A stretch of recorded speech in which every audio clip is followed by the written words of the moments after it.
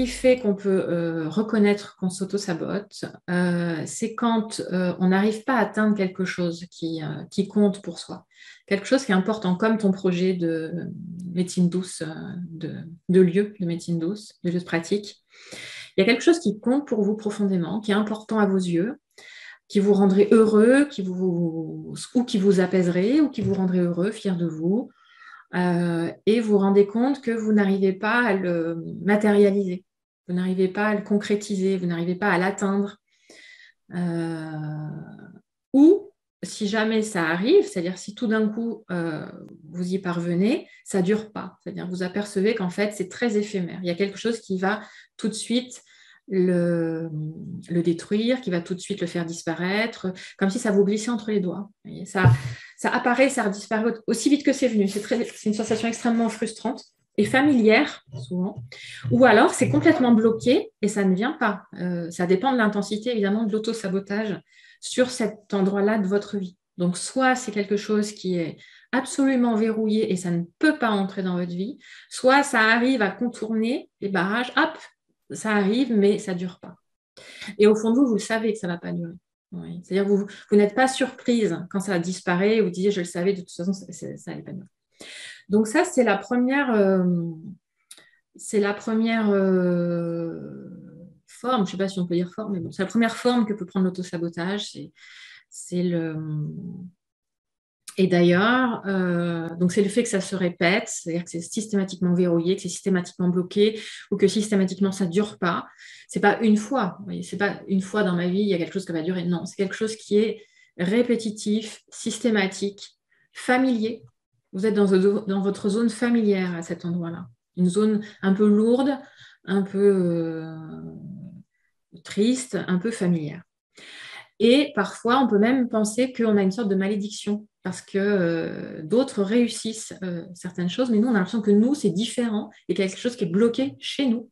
Il y a quelque chose de différent chez nous, comme si on était poursuivi par une malédiction, c'est-à-dire chez les autres, ça peut marcher, mais chez nous, non. Ça, c'est un premier critère. Le deuxième critère qui peut indiquer qu'on s'auto-sabote, c'est une sensation vraiment très, très personnelle. C'est-à-dire que vous avez le sentiment que les autres avancent à vos côtés, que la vie suit son cours à vos côtés, comme une rivière, vous voyez, ça avance. Et vous, c'est comme si vous étiez bloqué sur le rivage. Vous n'entrez pas dans ce mouvement. Vous voyez, je fais un mouvement de cercle comme ça. Je ne sais pas pourquoi. Il y a une sorte de mouvement de la vie. La vie suit un cours, ça chemine. Vous voyez les autres qui cheminent, qui avancent dans leurs projets, et vous avez l'impression un peu d'être comme dans cette bulle, peut-être derrière une fenêtre. Vous voulez regarder derrière une fenêtre, mais vous êtes bloqué, vous n'avancez pas. Comme si vous étiez enfermé quelque part, bloqué quelque part ou bloqué sur un rivage. Et vous ne pouvez pas participer à ce cours de la vie, vous voyez, au mouvement de la vie, à ce flux. Il y a quelque chose qui reste bloqué. Le troisième critère, c'est à nouveau une sensation. Donc, vous voyez, c'est des choses impalpables. Hein. C'est pour ça que l'autosaboteur, il est invisible. Donc après, je vais beaucoup vous parler de sensations intérieures.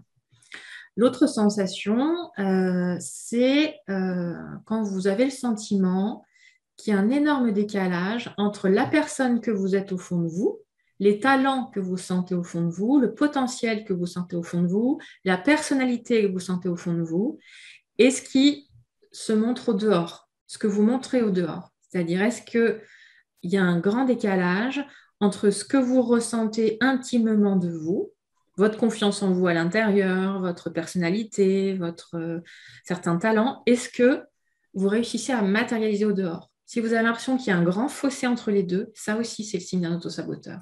C'est-à-dire que vos talents, votre spontanéité, votre force de caractère, votre créativité, j'en sais rien, restent bloqués dedans. Ça n'arrive pas à sortir, à se matérialiser au dehors, ou très peu.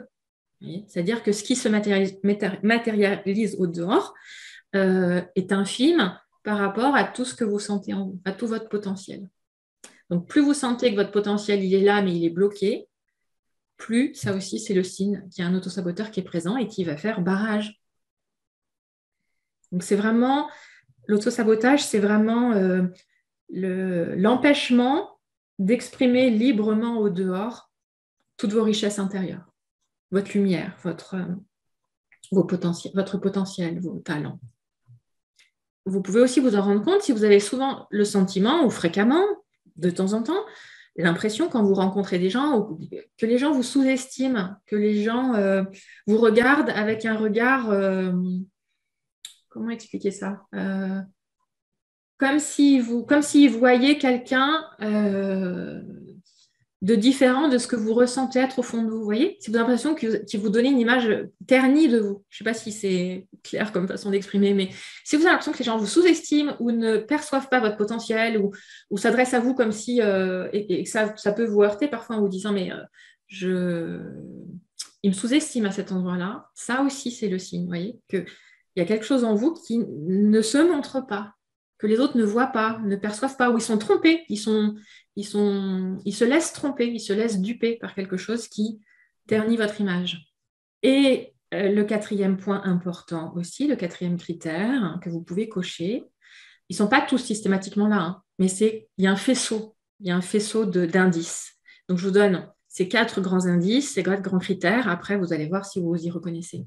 Le quatrième que j'ai listé, c'est le fait que quand il y a un événement positif qui arrive, un événement heureux, souvent inattendu ou inespéré, où il y a quelque chose de vraiment positif qui arrive et qui va probablement pas durer, et que vous vous dites au fond de vous, avant même qu'il disparaisse, ou vous pouvez vous dire, il y a quelque chose qui vous met mal à l'aise et vous vous dites, oh là là, c'est trop beau, ça va pas durer. Voyez, ça, cette petite phrase, si vous la connaissez bien, ça aussi, c'est un très très bon indicateur d'un autosaboteur. C'est-à-dire que il y a quelque chose au fond de vous qui sait ou qui croit que quand c'est trop beau, ça ne peut pas durer. Ou d'abord, que c'est trop beau. Alors, pourquoi trop beau? Trop beau par rapport à d'habitude. Et que du coup, ça ne va pas durer, que vous allez revenir à l'étape de frustration d'avant, à l'étape de blocage, à l'étape d'échec d'avant. Ça aussi, c'est un critère. C'est un quatrième critère.